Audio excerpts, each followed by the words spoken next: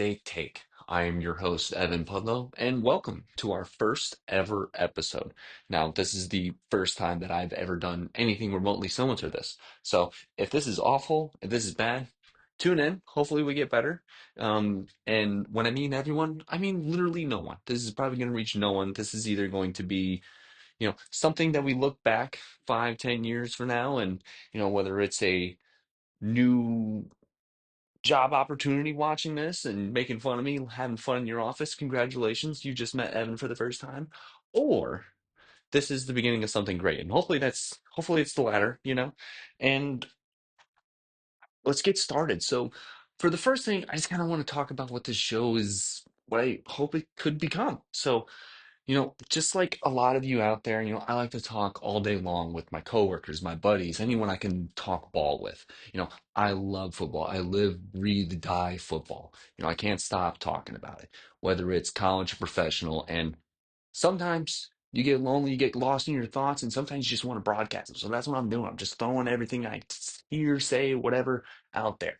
So a lot of times, you'll be riding the car ride home, or you'll be sitting at work, or you're at the gym working out, and you're listening to ESPN clips or whoever you love to listen to, whether it's Colin Cowherd, Rich Eisen, Pardon My Take, Barstool, whoever out there, and you're just like, you know what? That's a horrible take. That's a great take. Man, what is this guy smoking? What is this guy on?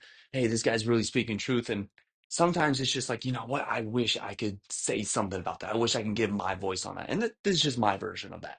That's all it's going to be. So, we're going to try our best to put out consistent segments, try to be consistent in our views, and, just kind of see the world, see the sports world as a whole, try diagnose it and bring it to you guys. So, hopefully this can be a place for others to kind of express their opinions, maybe say, I agree with you there, I agree with you there. I wish someone would call them out for this take or whatever. So hopefully that's what it is.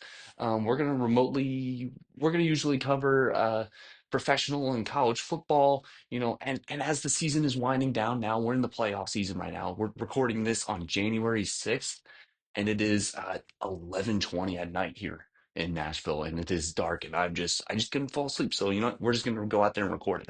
That was my thinking.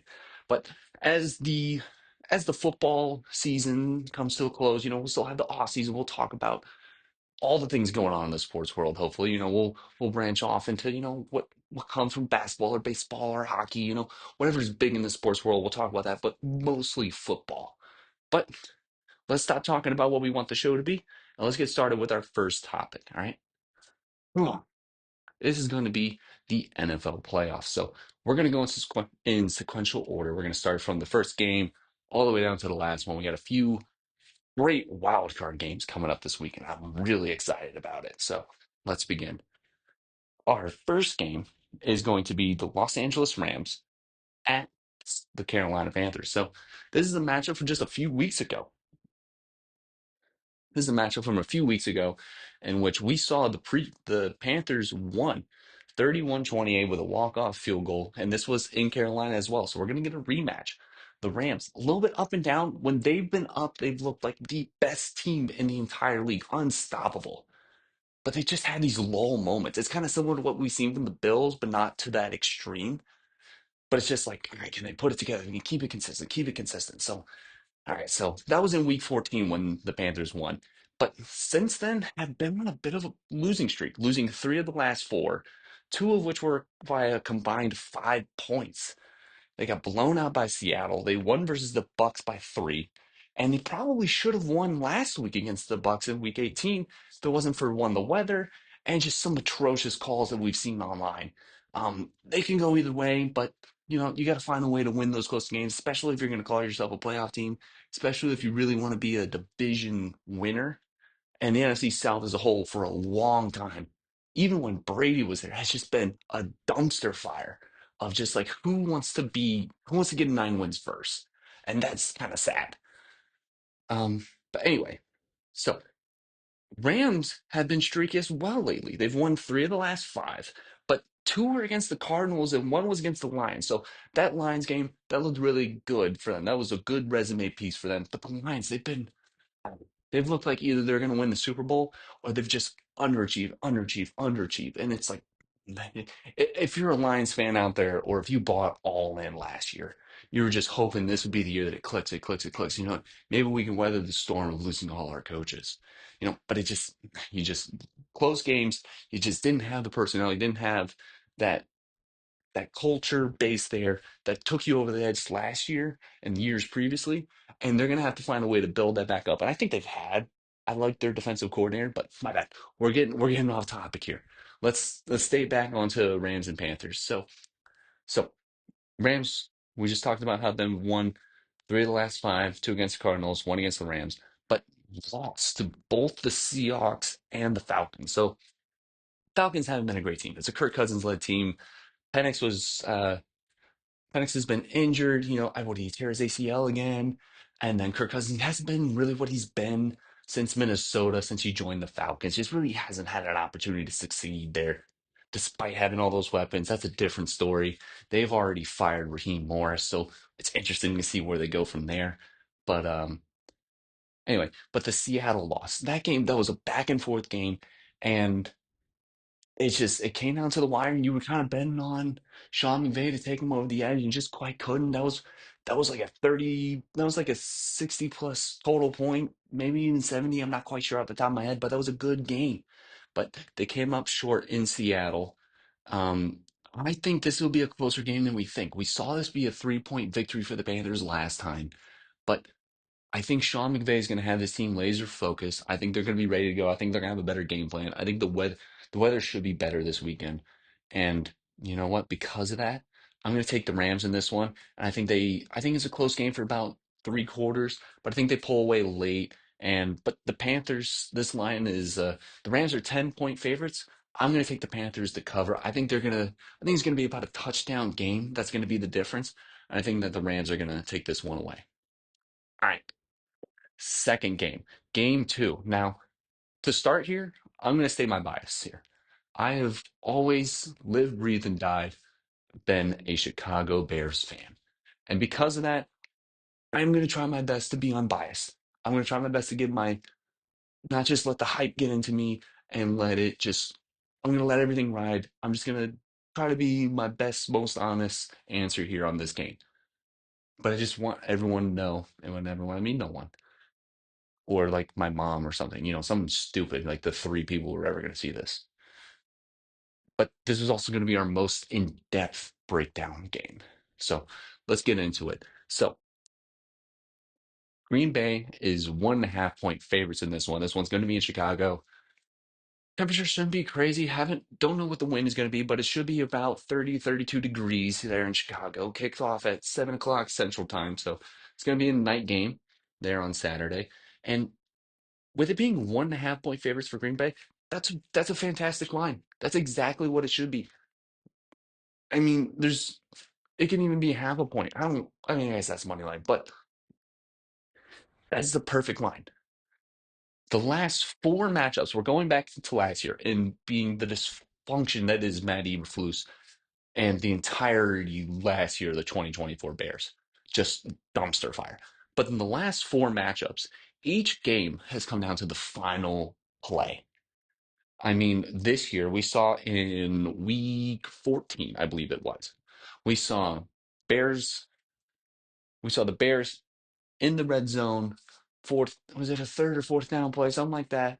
And they were going for it. Caleb rolls left. He throws it, doesn't put quite enough on it. And we saw a flipping coverage in which the guy went from DJ to Komet, and he just had a great pick. And that sealed the game. Packers win. They win by, I believe it was seven was the finals. They won by seven.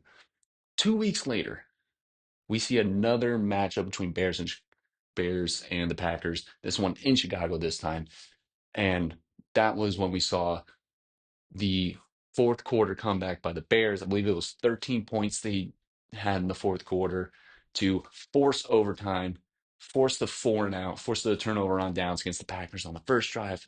And then 2, 3 plays later, we saw the miraculous deep ball to DJ Moore that sealed the game. And I mean, that was just a fantastic game. So even if that we're just basing that line based on those two games, both games came down to one play, the final game, and extra time. It could have came down to Packers winning it again with the final play against the Bears in Chicago. If he didn't have that fade throw to Walker in the corner of the end zone, that game would have been over. The Packers probably would have won the division. And we're not talking about this game in Chicago. We're talking about the Bears going to Lambeau. And that's a different animal on its own. But since this game is going to be in Chicago, that crowd is going to be nasty. It is going to be loud. And despite it being one of the smallest capacity stadiums in the NFL, I think it's going to be an insane atmosphere this weekend. So, going back into last year, both games were decided by a walk-off field goal. So, first game that they played in Chicago, Cairo Santos lines up, blocked field goal, Packers win. In Lambeau, same circumstance, almost the exact same yardage, I think. This one barely goes through. Cairo just barely gets it in there. Bears win. So 2-2 head to head, these teams in the last four matchups. And so let's move into the Packers. Let's talk about them a little bit. So the Packers should be the favorite. They absolutely should be the favorite. I'm surprised this line isn't a little bit more, but I understand why it is so even. If this was like a 3.5 point favorite Packers team, I would hammer the Bears. Easy, because it's been so close. That's just an easy cover, just based on those games. But they should be the favorites. Bears have not had the lead against them in all four of those games, except for the last second in which they won. They didn't hold the lead at any moment in those four games. So it makes sense why they're the favorites. They also rested their starters in week 18 to make sure that not just Jordan Love, but others come back healthy. And looking at the injury report today, they looked like everyone's basically coming back. They're looking pretty healthy today. They're going to get Zach Tom back. Jordan Love should be 100%. They're still going to be without Michael Parsons. But the injury bug has been them as of late. So for them to kind of rest everyone, get everyone healthy, hopefully they can put together a game plan that can take advantage of this Bears defense, which has been either taking the ball away or giving up a touchdown. It's the opposite. It's basically a West Coast defense, and it's either touchdown or check down. No, it's either touchdown or turnover. So, but because of that, let's go to let's talk about the reality of the Packers right now. Their last month of football has not been great. They have not. They have lost 4 games straight. You know, albeit two. You can really almost call it three with that Bears game, but 2 full games without Jordan Love. And both games weren't really pretty with Willison. So week 17 and 18, 17 was against the Ravens.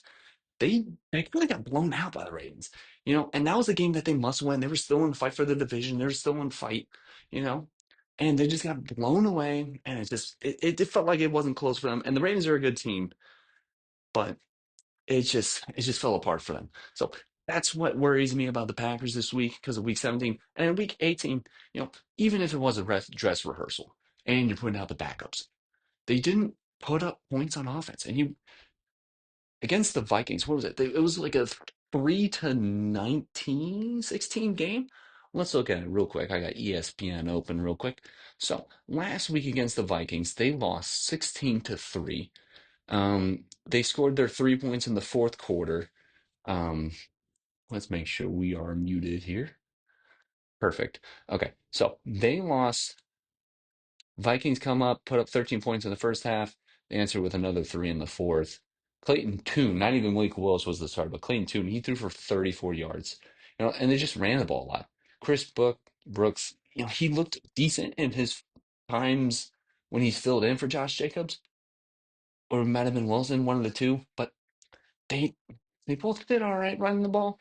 We saw one where it was a huge loss of yards. I think it was Wilson who did that. But it's just bad decision making there by the running back. But because this team, like, yeah, you held Minnesota to 16 points, and you know what?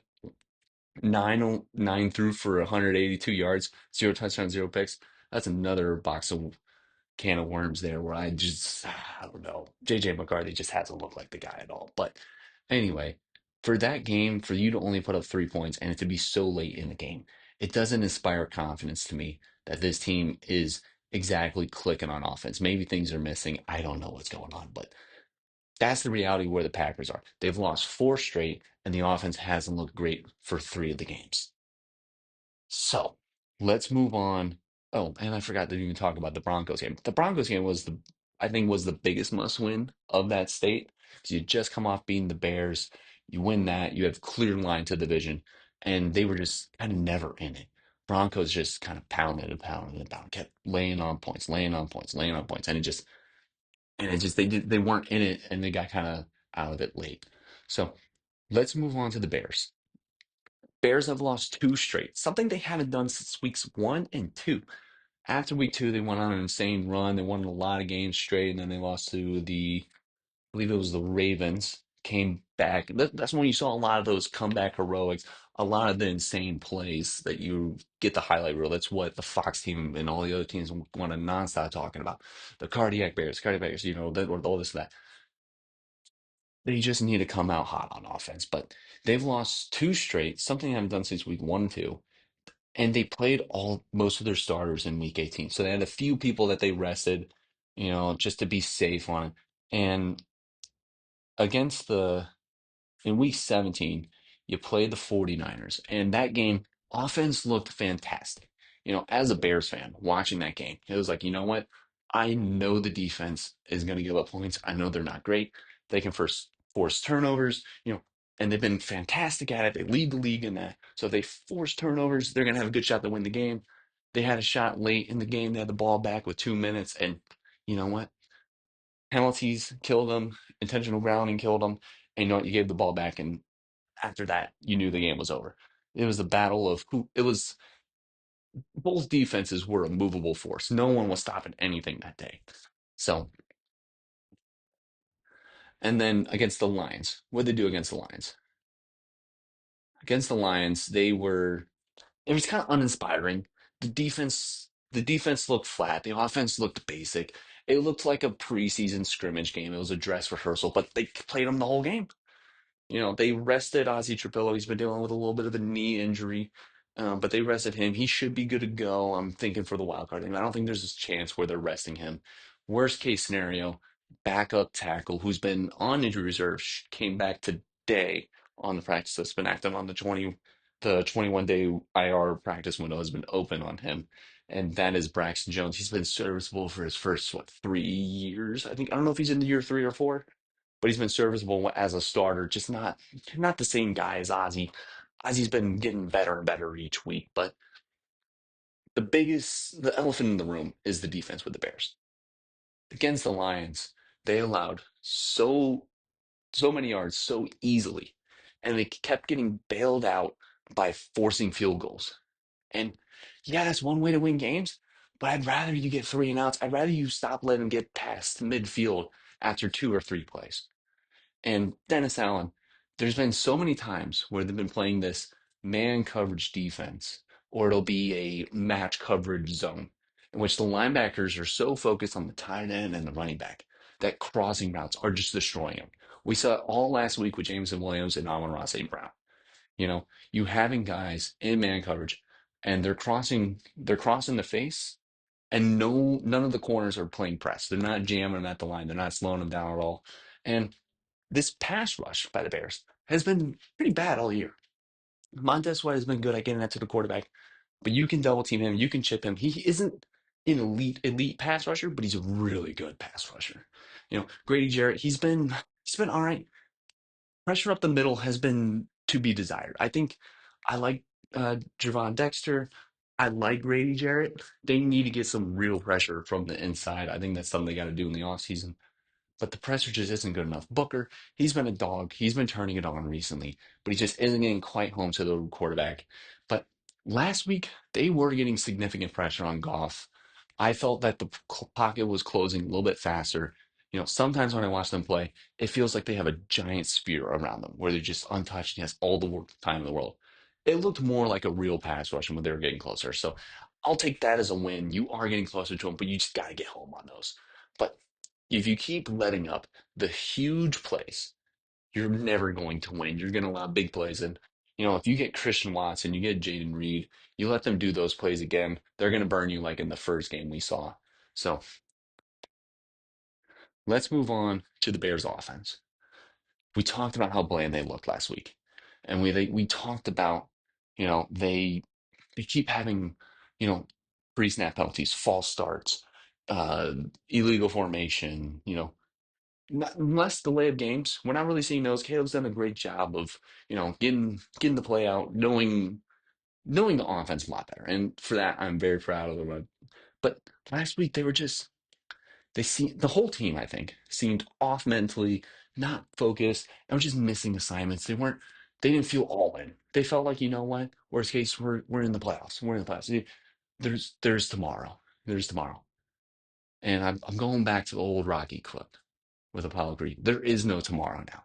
Nothing is guaranteed tomorrow. You have to go out and earn everything they have in front of them. They have to go out and earn it. And let's get to our take. So, to the conclusion of this, I think that I think it's going to be a close game. I think the Bears come out hot. And because I know I've been dogging on both of these teams' offense, the Bears' defense especially. But I've been dogging on this team. I'm like, you know what? They just look uninspired. They're not good. They're getting off the hot starts. They have to come back late and they get a turn on late. Here's what we saw today, on Tuesday, January 6th. Ben Johnson said on Tuesday that they are, quote, are going to go all out for this game. And because of that, I expect to see a master I expect to see him pull out his best game plan he has done, not just as a Lions, as an offensive coordinator, but as a coach. I think he's going to pull out his best game plan today. I don't think it's going to be all glitz and glamour and tricks. I think we're going to see a few of those, but I think we're going to see a lot of like, come out, be gritty, put him in the dirt, disrespect him, just punch him in the mouth and just get those dirty rushing yards and then play off that. If they come out and they can run the ball, if they can run the ball against the Packers, this team is going to look good, you know. And he's got to go all in. He knows that there's nothing to leave. I don't think they're going to leave anything behind. They're not going to leave any regrets. Everything's on the table for them. And because of that, I think it's going to be almost, not almost a shootout, but I think both teams are going to come out hot, you know? I think if they can do those power running plays, and they can get long drives and just kind of wear down the defense, rest your defense, but wear down and just pummel that Packers defense. I like them in that case because when they do that, then it opens those deep plays, not just like a trick play, but longer. Because if you're focused on the run, you're going to get the linebackers to hesitate. You're going to get the defensive line to hesitate. The corners, they'll hesitate a little bit too, but it's going to allow deeper, more long developing plays to open up, and that's what they really need to do. And when they hit those plays, I think I think we're going to see the most focused, and I think we're going to see the most locked in and competitive Caleb Williams we have ever seen. I think he's going to be dialed in. I think he is. I think this whole team, if they can come out in this game like they did in the second game in Chicago, start of that game, they were out for blood. You know, they were going out, they were trying to. I mean, we saw it on the opening kickoff. We had guys jumping on the pile. The play's clearly over. People are they're trying to knock the snot out of the Packers. They were out for blood. And I think we're going to see both sides really come out that physical, that just I hate you, you hate me, let's fight, let's get it on. You know, I think that's what we're going to see. Um, Injury wise, we should see Roma Dunze back. Ozzy Trabello, I mentioned earlier, should be back. Kyler Gordon, his 20-day window is activated today. I'm less optimistic about him just because we haven't heard too much and we haven't heard too much optimism. There's a good chance they trying to keep him kind of secret. They're going to try to like not comment on him very much and then elevate him. I think that might be the case. Otherwise, I think it's just going to be it's a decoy. They're trying to get him in. And then CJ Gardner Johnson, the other nickel corner that they have, nickel corner, nickel safety, whatever you want to call it. I call it I like to call it just that hybrid secondary, that all-purpose corner. I think those guys are the most valuable in the league. I think we're seeing that like Jalen Ramsey, those kind of guys. I think we're seeing those guys be more and more respected. But I think those two, I'm looking more on the doubtful side. But then on the other side of things, it's going to be, all right, can they If one of those guys play, can they stop those crossing routes? Can they stop those plays from developing? So Packers wise, we should see Jordan Love play. I was heard last week that he would have been an all go, like full go in week 18, but they decided to rest him because they were locked into the 7th seed. So Jordan Love, 100% is going to play. They should have Zach Tom back. They should have other guys coming back. They should be pretty healthy going into this one. So out of superstition, I'm not going to give my take on who I think is going to win. I think regardless, money line bet is the safest bet here. Um, damn, I want to say the Bears are going to win. I want to say the Bears are going to win, but there's a good chance that this defense, they just can't stop the Packers. And if the Bears defense can force a turnover, I think the Bears win. If the Bears defense look as lost as they do against the Lions, and here's the thing, if the Packers, they're not going to settle for those field goals, they're going to score touchdowns on those plays. If they can do that, then I think the Packers take it out here. All right, let's move on. Game three. That was a long segment, and I apologize. You might have to skip ahead. We'll have to chop that up. But game three, Bills at Jacksonville. We won't go as in depth in this one. We'll be pretty surface level for the rest of these playoff games. So, Bills at Jacksonville. I think it's a very even matchup. For the Bills, they've been the team, all year long. And I think the expectation for them has been Super Bowl, Super Bowl, Super Bowl for so long that it's like, you know what? They kind of forgot to get the regular season done. They kind of didn't handle business as much in the regular season. They felt underwhelming when they performed this year. So for that, and then let's look at the Jaguars. They have won, the Jaguars have won 8 straight games. And honestly, it doesn't feel like anyone has noticed that. It honestly, like, if you talk to someone who doesn't really keep up with the NFL or really cares about like the AFC South, if you ask them who won the AFC South, they'd probably say the Texans. Second place, the Colts, because I heard about them earlier in the year. You're not even thinking about the Jags. And the Jags won the division. This game is going to be played in Jacksonville. They've won 8 straight games. And to be fair, I think to put some respect on the Bills here, we'll talk down the Jags a little bit here. In those 8 games, they did play they played a lot of bad teams. All right. So they had wins against the Broncos in Denver and the Chargers in those 8 games, but the other six have really not been great teams. Let's look at it. I think they played the Colts twice, and this was with an injured Daniel Jones slash Philip Rivers. Um, Let's see. All right, we got their schedule here. So they start off the win against the Chargers. Cardinals, they're a bad team. Their head coach is gone. Titans, their head coach is gone. They beat them in Nashville. They blew them out, 25-3. They then beat the Colts. I think that was like the first game of Philip Rivers, or it might have been the game that Daniel Jones went down. They beat the Jets, who were awful. Big win against the Broncos in Denver. We mentioned that. Another win against the Colts. This one was a little bit closer, but this was a Philip Rivers game. And then they blew out the Titans again in the final week of the season. So it's like, yeah, they won 8 straight. And I like Liam Cohn. To be fair, when he was hired, I thought the cringy Duval, that I was like, I'm out on him. I think he's gonna be a bust. He surprised me. He's definitely surprised me. And for being a new coach and a guy we didn't hear too much, he came from the Bucks, I believe. And that Bucks offense wasn't like the Rams. It wasn't like the Lions. It wasn't like these high like Kansas City. It wasn't these high powered known systems that just dominate, dominate, dominate. It was like they get the job done. They got a lot of weapons, so they're not bad. But Baker had a great year last year, but like they weren't like blowing the hinges off anyone. I guess I might just be forgetting if they were, but I'm sorry if I did. But damn, I expect him to bring his all. And if his offense can hit and they can score on this Buffalo team and it's a shootout and Buffalo can't get a stop on defense, it means the game's going to be on Josh Allen. And that's the biggest risk out there because it's kind of like it's I'm feeling like sometimes it feels like you have Lamar at quarterback where it's like, man, I don't know who I'm getting. Am I getting an MVP guy or am I getting a guy who's turnover prone, who's going to make mistakes, who's going to try to put everything on his back? and then fall short. That's what I really don't know. So, but Liam Cohen, he's been a very welcome surprise, and I'm happy he's been good because I love it when the Jaguars are good. I love it, and he has a chip on his shoulder. We heard it when he played the Broncos. Like the whole small market team comment, he kept bringing it up and up and up. So I think his team's going to be chippy this week. I think Trevor Lawrence has played really good. You know, I like that they're not overhyped. They're very in-house, I feel. I think if you're living in Jacksonville right now, you're on cloud nine.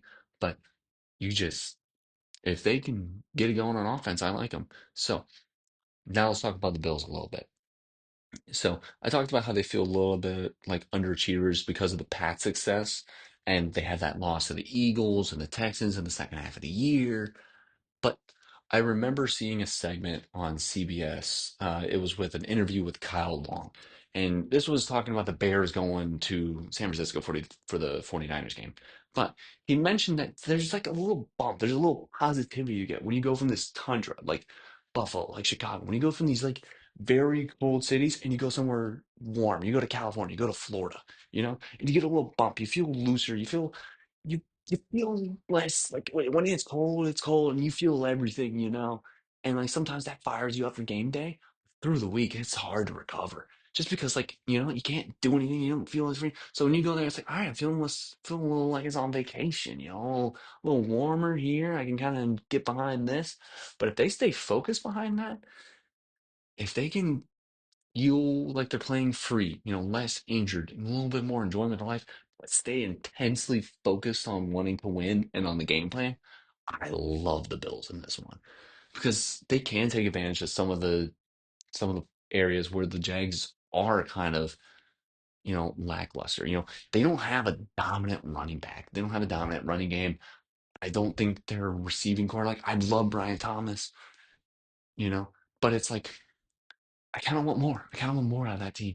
And you're not really seeing it too much. So let's look at the receiving leaders for Jacksonville here. I'm actually really curious because we did see Travis Hunter go to this team, and I believe he's out. I think he's on injury reserve, if that's correct. Let's see here. Actually, better idea. We'll go to the game injury report. So we'll click on the Bills Jags game here. I will mention that Bills are 1.5 point favorites. I think that's a great line. Bills, they're a team that you kind of expect to be, deep playoff run this year, but this is a home game. And Jacksonville, they do bring it in home games, especially when this team's good. So let's look at this. So the Jacksonville Jaguars, they are their guard tackle are both questionable with knee injuries. They're expected to play. Um, Two linebackers on IR, and Jordan Lewis on IR. I think I think Travis Hunter is also injured as well. But we'll see there. Let's open that in a new tab. Let's look at these Jags stats. So looking at the stats for the Jaguars here, the receiving leaders, um, we got Parker Washington. He's played in all 16. He's played in 16 games, 840, 850 yards, just under 5 touchdowns. That's not great. That's not inspiring. Ryan Thomas, he's been disappointing this year. I think if he turns it on, Liam Cohen puts a good game plan around him. He needs to be better. I don't know what's going on with him not being the way that he is. Um, yes, did confirm Travis Hunter is on IR. I don't think he's coming back either. Um, and then Brenton Strange, the tight end, Jacoby Myers, he's been really good lately, but nothing, nothing like shocking me in terms of the receiving yards, and nothing shocking me in terms of rushing yards. I mean, 1,100 yards for Travis Etienne, which is good. He has 7 touchdowns, so it's not too bad. Your average is about 4.3. The guy behind, oh, my bad, that's Trevor Lawrence. He's averaging 4.4. Uh, Bashul Tootin? I don't know. He's averaging 3.7. LeQuint Allen Jr., he's getting 4.1. He's only gotten 23 carries though. But, we're seeing that 3 to 4 yards a carry, you know. So maybe I don't know. And then you have the Bills. The Bills, they've been dominating running the ball. James Cook, 1,600 yards, you know, 1,600 yards. He has 12 touchdowns. Josh Allen, he's thrown for 25. He has 10 picks, but 3,600 yards, a little bit less than you'd like out of an MVP. And the receiving core is kind of the same deal, you know. No guy above 800 yards, 719 for Shakir. And I'm not huge on Shakir. I don't think he's a number one. I think he's a fantastic number two. And then your tight ends, you got that dual tight end set. You got Keon Coleman, who's been underperforming. You got James Cook putting up another 290 in the air.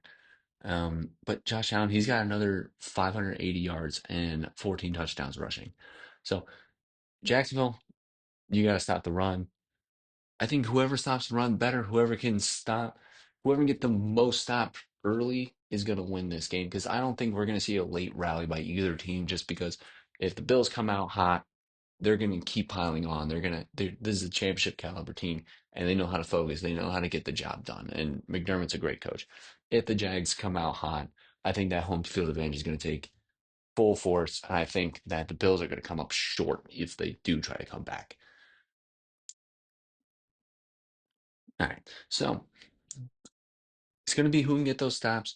You know, I have the Bills taking this one over in the second half. I think this is going to be like I think it's going to be like 16-13 game going into half. We're going to see some drives cut short and they have to settle for field goals.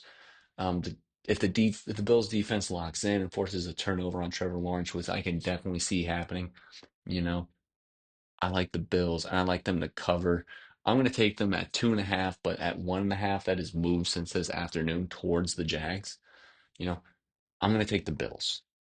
All right, we're going off the cuff here. We don't have any notes on the rest of these games, but we're going to just look at them. I'm going to tell you what I think. We're we're moving on to our next game here, and that is going to be we're moving on to the afternoon game on Sunday. That's right. We're talking about the San Francisco 49ers and Eagles. Ooh, Eagles are 4.5 point favorites, which I get, but I don't get. 49ers have been red hot lately. This team has been red hot lately. They put up a ton of points against the Bears. That was a fantastic game to watch. They're kind of lackluster against Seattle. Seattle has a great defense. Now, we'll talk about them in a little bit, but damn. I mean, the previous three games, other than the Seahawks game, they put up 37, 48, 42, 26 against the Browns, 41 against the Cards. They were really hot going into that game against Seattle and they just came out flat. I don't know if they rest anyone. I don't think they did because they were playing for the one seed. A little disappointing there. So, but to stop Seattle to 13 points, that's really good. This defense has been bad. Salah's getting some attention as a head coach candidate. I don't understand it. He was horrible as a head coach already. So, but Eagles, they had a loss against Commanders where they rest everyone. A really gritty game against the Bills. They won 13-12. Commanders won 29-18, 31 nothing against the Raiders. But the last few, I'm going to put an asterisk on good teams. Cowboys, they lost. I think that might have been was that Thanksgiving? No, that wasn't Thanksgiving. But they lost against the Cowboys. They lost against the Bears. They lost against the Chargers. So the Bears and Chargers, those are playoff teams. They lost to them. They beat the Bills, but you need to put up points. So if Vic Fangio, I think they're going to put on a great team, a great defense this week. Over-unders at 44.5. Oh, that's a good line. I think I might take the under on this one. I hate rooting for the under, but I might have to take the under on this one. Eagles are 4.5 point favorites. I think San Francisco covers that just because I think this offense is going to be really good. So I'm going to take, I don't even know who I want to take in this one. Jalen Hurts, he's been great. He's been a real game manager. Hasn't really taken this team to the next level, throwing through the air. This offense has been a huge dysfunctional mess all year long. San Francisco, same thing's going on defense. I think they might be getting Fred Warner back. He's either coming back this week or next. He's looked like he's gearing up for a playoff run. But he's looking good.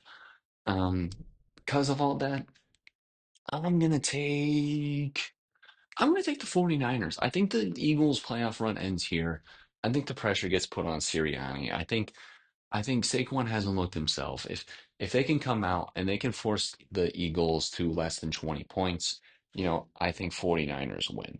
And I think that's how they're going to win. I think this is going to be a 23-17 game for the San Francisco 49ers. They get the win. They're going to be upset that they had a bad offensive performance last week and they're going to come out on fire. They think they should be the one seed. They're going to prove it. All right. Sunday night game, Chargers at New England. I'll be honest with you, I don't think I've heard about the Chargers since like week 4 or 5. Like they came out hot and they were like, oh, they beat the Chiefs, the Raiders, and the Broncos. A lot of teams with hype going into the year, and then lost two straight. They barely beat the Dolphins, lose to the Colts. And like you kind of forgot about them, you know? But they've been sneaky. They won four straight: Raiders, Eagles, Chiefs, Cowboys. All four. I mean, Chiefs. Was that with Pat Mahomes? It might have been the game he got injured. But Eagles, that's a good win. Chiefs, I'll give it to them. 16-13, I'll give it to them. That's a win. That's a division win. Cowboys, you put up 34 against a bad defense. That team crumbled towards the end. You lost by 4 to the Texans, and you were uninspiring against the Broncos in Week 18. So, because of that, I am going to take the Patriots here. Now, they're 3.5 point favorites. Harbaugh's a fantastic coach. I think this might be a 3 point game, so that might be a fantastic line. That might be a fantastic line that they said, but the Pats have been red hot, and yes, their losses have been to the Raiders, Steelers, and Bills. That they're a 3-loss team and they're playing in the wild card. They've really played nobodies, and when they do play somebodies like the Bills, and then the Steelers were so early. I don't even know if we can count that because it was so early. But like they beat the Bucks when they were good. You know, they were in a close game with the Bengals. You blew out the Giants. The Bills just failed to come back late. Ravens, that was a good win. You beat the Jets again. You beat the Dolphins again. So I think this team's playing with confidence. I love Vrabel. I think he's going to come out. He's going to put up a good scheme. These teams are going to be locked in. They're going to be focused. I think this is going to be a New England win. I take them money line just because I don't know if there's going to be a 3 point game or not. I think I might take the Chargers to cover just because I love Harbaugh as a coach and he's going to keep them focused. And then finally, the Monday night game, this is honestly my least favorite game that we're going to have this week at least. Houston at Pittsburgh. Now, I mentioned earlier that was Houston. They've had this great defense all year long. And it's the Houston Texans and the Seattle Seahawks. They're kind of in the same boat where they have these defensive coaches. They have this defense that's top of the league who literally can hold a team to less than 10 points a game, 20 points a game if they need to. And all the quarterback needs to do is not throw the ball away, not turn the ball over. You can run the ball 40 times. Who cares? It's all about can they not turn the ball over? And because of that, I like CJ Stroud in the playoffs. He had a lot of hype after his rookie year. His second year, he was a little bit of a letdown. And then going into year three, he's less talked about. He's no longer seen as that franchise. I want to, if I had a new team right now and I could pick anyone, I'd pick CJ Stroud. He's lost that. There's less of that now, but it's more of just he's a good guy. If he's a game manager, if he does the game, manages the game right, they can get this win. This game is also going to be in Pittsburgh. Pittsburgh has been a sneaky team all year long, especially late season. They beat the Ravens 27-22. You beat the Dolphins 28-15. You beat the Lions 29-24.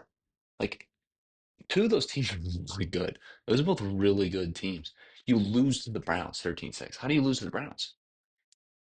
And come back, and we saw the miraculous game that was Week 18 Ravens Steelers.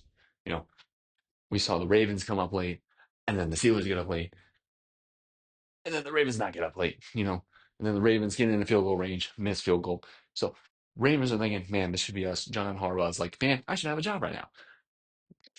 And Mike Tomlin, he's like, you know what? I'm just happy to be was there a 10-win team? That might be a new 5-year high for him. He's always been 9 wins, barely on the edge, barely on the edge of getting that over 500 streak going. But you know what? He's beaten some gritty teams. Aaron Rodgers is going to have he has to bring it all. It feels like it might be a swan song. It might be the last, it might be his last dance, might not be. We'll see. It's looking more like he might play another year. But with this guy, you never know. I think if they go on a deep playoff run, I think he's gonna call it. If he has some legacy games, I think he's gonna call it. Because of that, Houston is a 3-point favorite. Houston, let's look at their last few games. Houston went out and they have won. Oh my God. They have not lost since the Bronco games. They have won one, two, three, four, five, six, seven, eight, 9 games in a row. Oh my gosh.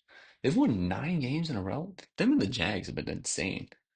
But again, let's look at the best team. So Jags, that's a good team.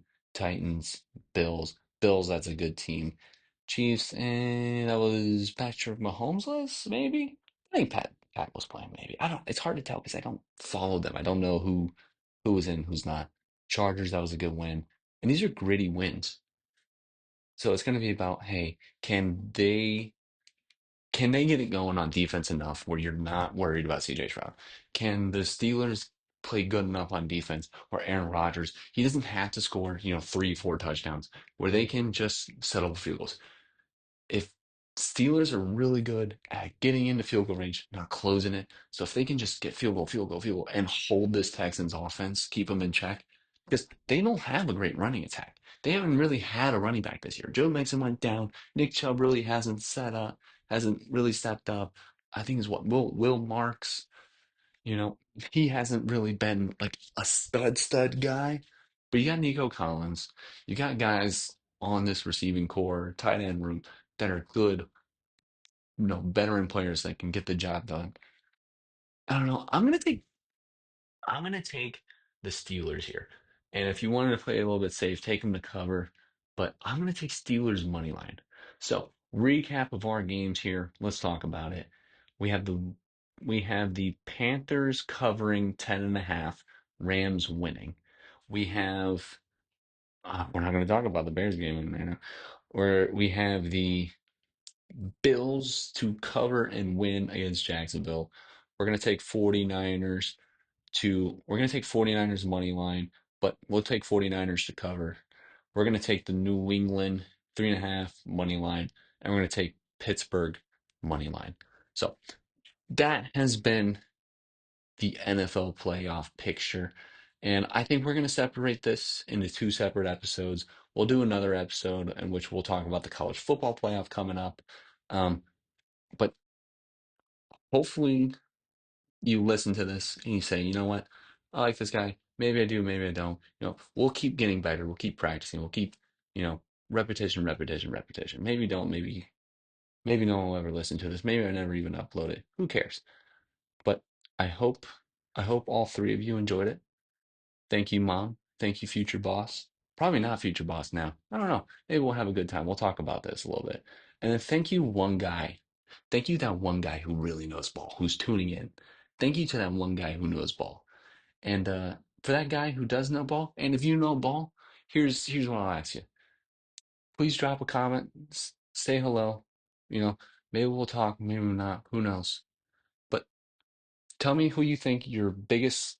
Tell me which underdog you think is going to win this week in the NFL playoffs, and tell me what you think is the best gag gift for a friend. Not just like, oh, it's a, this weird thing or whatever. No, like something that's like funny, weird, but not just like a gross weird, something truly funny.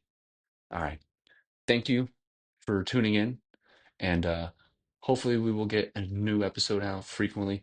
I'll try to get these out probably, once or twice a week, maybe 3 times, who knows. We'll do one on like Monday, Tuesday covering the NFL, one covering college, one like weekday where we discuss topics and takes and we go back and forth with we talk about what other people are saying in the sports world, and then maybe we have a prediction game, maybe kind of like this one. So thank you for tuning in, and bye.